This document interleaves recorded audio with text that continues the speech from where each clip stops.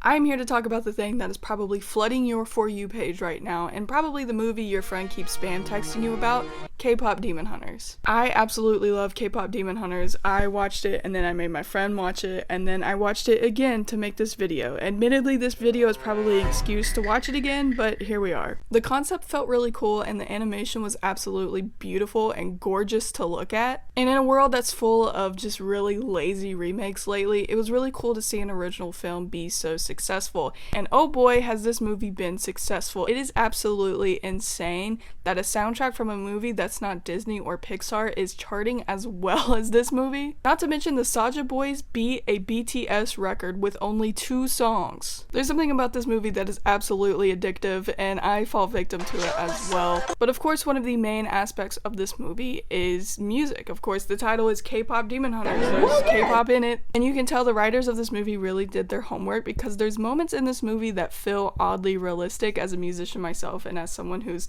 obviously in the fandom space for a lot of bands. And I just wanted to go over some moments that felt really realistic in music culture, and maybe sometimes that the movie wanted to call us out a little bit. Some honorable mentions here is Bobby. He's not really realistic at all, but I just wanted to bring him up. I really love how well written he is. It would be so easy to fall into that cliche and write him as like an evil, manipulative manager, which unfortunately taps into real life sometimes, but I really like that he was genuinely so supportive and actually a really good manager, and I think they should pay him more than 3%. I also enjoyed how quick Rumi was able to lock in. That's the sign of a great musician. Okay, if you can just keep on going when things are going completely wrong, great musician. Also, Rumi's singing voice is incredible. The range is insane. A lot of people are talking about the high notes, but the low notes as well, like, she can go from here to down here and everywhere in between, and it's insane to listen to. Now, before I get into this whole fandom culture and the more realistic moments of the movie, I just want to say I am a recent K-pop fan. The movie kind of eased me into that culture, and I've been listening to some actual K-pop bands. If you have any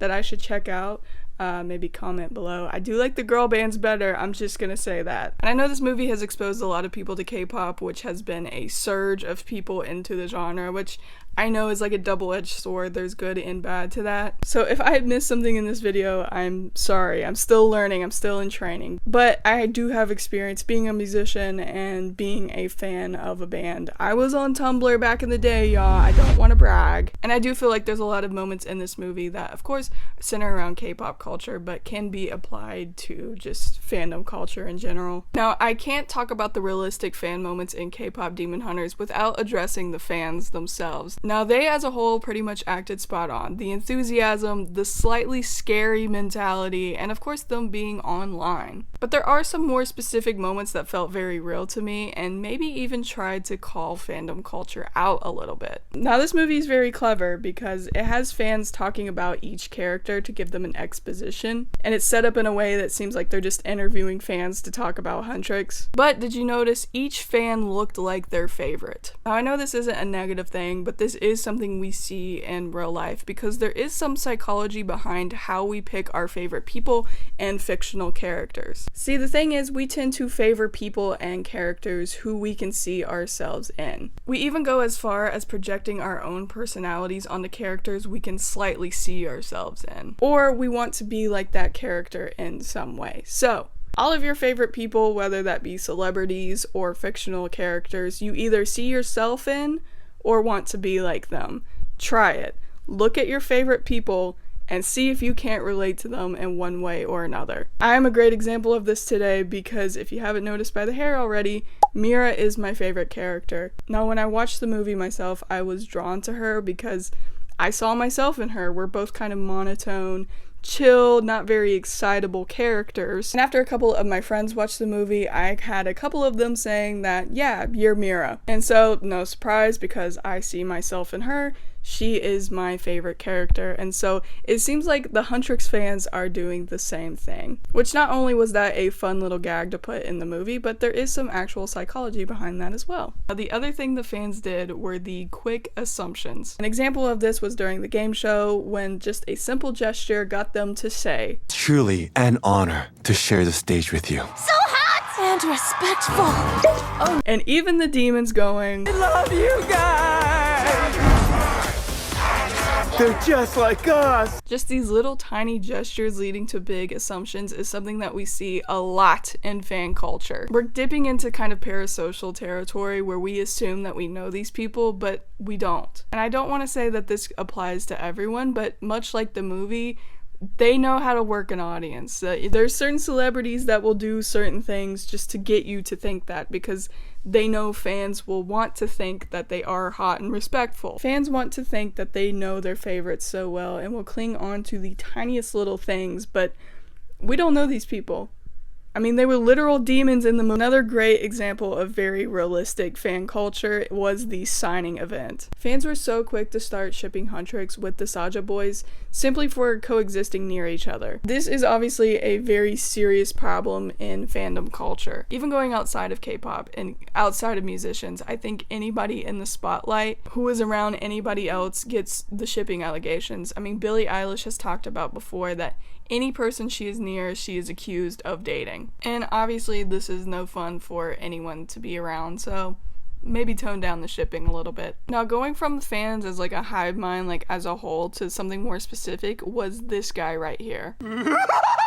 I refer to him as the trend jumping guy. Throughout the whole movie, we see him switching from being a Huntrix fan to a Saja Boys fan, just depending on whoever is most popular at the time. And I think this is absolutely trying to poke fun at the fans who just jump on the bandwagon. I think there's a lot of people who do this, who just try to jump on the nearest like trending thing. No loyalty, man, no loyalty. I'm the exact opposite of this guy. Okay, I picked my favorite band when I was like 13. I'm about to turn 24. That hasn't changed. My answer hasn't changed. I'm very loyal with my favorites, okay? Actually, I don't know how people like things like normally. How do you like things for like a couple of months and then just move on? I have to make it my personality trait and it'll stay that way forever. Another little one-off thing I noticed in this movie was the award show when the announcer said, "Every snowflake is special, but one snowflake is probably the best." I feel like this sums up the music community so much, that we want to say that like you can't compare art and art is so subjective and award shows mean nothing because how do you pick art? Like everyone is just so special in their own way. And then the music community turns right around and is super highly competitive and compares musicians, especially those who are women,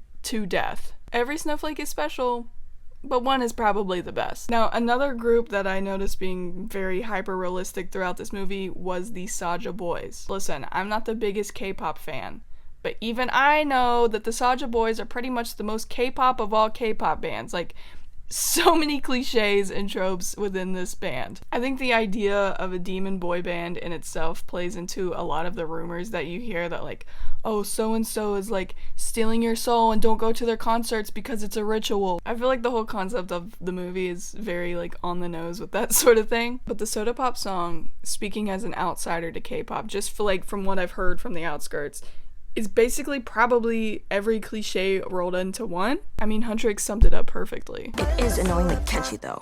It's infectious. I mean, the members themselves even have cliche names. Mystery, Romance. There's a guy named Abby. Yeah, his name is literally Abby. But there's one member in the Saja Boys that sticks out to me as far as the message that I think his design is trying to send, and that is Baby Saja, whose only speaking line, by the way, is Goo Goo Gaga. Goo Goo Gaga. And he also happens to have the deepest voice. Because his name is Baby Saja and he very much dresses like a baby and even drinks hot sauce like a baby, which everyone here is drinking hot sauce like a baby for some reason. And I think celebrities as a whole, people will try to baby them and it's like, no, that's a grown adult. That's a grown man. It's always beyond infuriating when a celebrity does something and then you have all these people in the comments like treating them like a child. It's like, no, they're an adult. I do want to end this video in a light note, so I do want to talk about the fans again, but specifically what happens near the end of the movie. Aw, look at them. They're so cute. Oh my gosh. This is what it's all about, right? This is what fandom and fandom culture is all about. That sense of community. How you're able to meet friends and have a connection with someone over this common interest. And I know myself personally, I have met so many incredible people just because I like this band or because I went to a concert, and I think that's really cool. So there you go. There has been all of the oddly realistic moments in K-pop Demon Hunters. If you enjoy the video, please hit like and subscribe to join the Groovy Graveyard. Shout out to my patrons over on Patreon, and I will see you in the next one.